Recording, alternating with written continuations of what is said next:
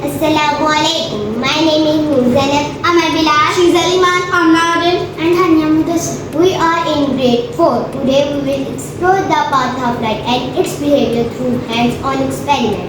We use CDs, torch, pencil, mirror, water and glass in this practical. First we will explore the path of light. We arrange CDs in a line and will shine a light source. From one side we observing path of light.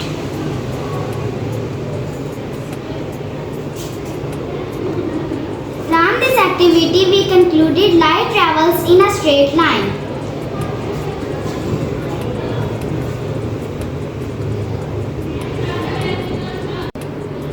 Now we will explore the behavior of light reflection.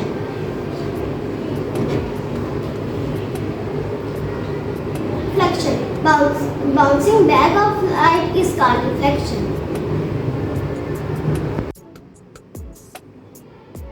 Refraction. Bending of light when it's centered from one medium to another is called refraction.